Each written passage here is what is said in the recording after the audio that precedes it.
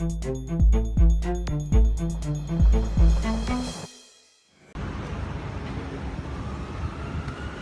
mtazamaji, karibu kwenye wiki hii kutoka hapa makao makuu ya Umoja wa Mataifa.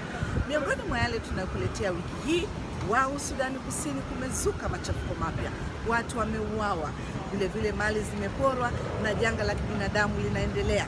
Mkuu wa UNMISS ametoa makazi ya muda kwa watu wanaokimbia machafuko. Hilo ni moja, lakini vile kuna mwenzetu tumekuwa naye kwa takribani miaka 2 na ushehe, ametupa mkono wa kwaheri. Ni nani? Anakwenda wapi? Jiunge na Grace Kania kwa maelezo zaidi.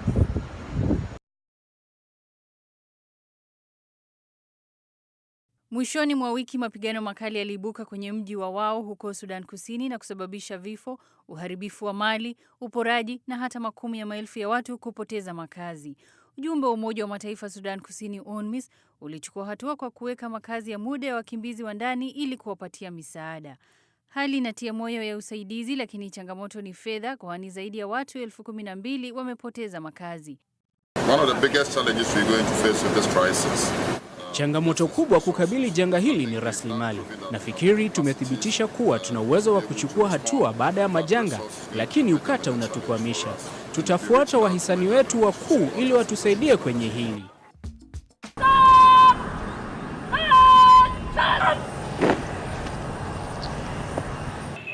Huko Liberia, ujumbe wa Umoja wa Mataifa UNMISS umekabidhi hatamu za ulinzi kwa serikali baada ya kubeba jukumu hilo tangu mwaka 2003.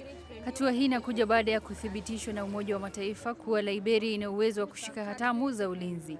Watendaji wa ulinzi na usalama ambao ni polisi na askari wanapunguzwa hadi jumla ya 1846 kutoka idadi ya 16,000 mwaka 2007. Hatua za kufunga UNMISS zilianza miaka 8 iliyopita, lakini Umoja wa Mataifa umesema hata kama utaondoka Liberia, usaidizi utaendelea.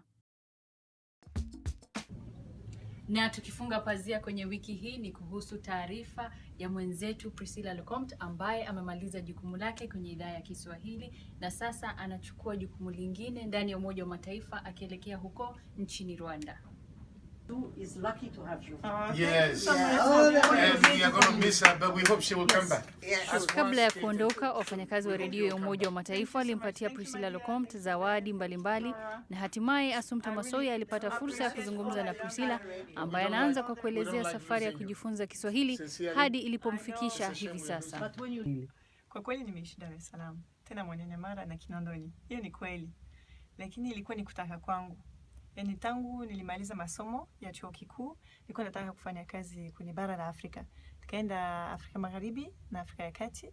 Nilipokuwa Gabon, nikutana na mtu ambaye ameniambia, unapaswa kutembelea Tanzania, ndio nchi bora kuliko zote kwenye bara la Afrika. Kwa kweli alikuwa anasema hilo kwa uaminifu sana, yaani alikuwa anamaanisha sana kitu ambacho alikuwa anasema. Nikasema, haya, itabidi niangalie siku moja labda niende. Baadaye nikashauriwa kujifunza lugha adimu ili niingie kwenye kazi za ubalozi. Na katika hayo mtu ambaye amenishauri hiyo kutoka Wizara ya Mambo ya Nje ya Ufaransa akatuambia kwamba hata Kiswahili ni lugha adimu lakini inaweza ikawasaidia katika kazi za nje, yani kazi za katika mawasiliano ya nje. Ikabaki kichwani, unaona?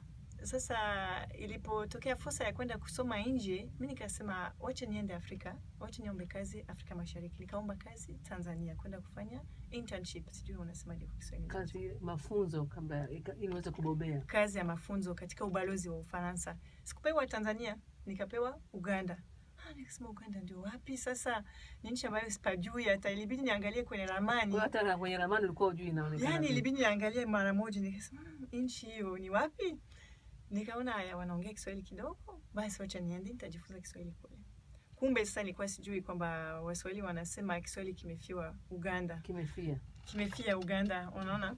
Sasa hapo tena nilipata mwalimu kutoka DRC ambaye amenifundisha na nilikuwa ni mzee. Na kwa kweli jinsi amenifundisha, baadaye nikaamua mimi mwenyewe kwenda kutembelea pwani. Sasa nikaenda Mombasa. Nilikuwa kijana nilikuwa na umri wa miaka 20 hivi. Mwaka gani huo? Ilikuwa ni mwaka 2004.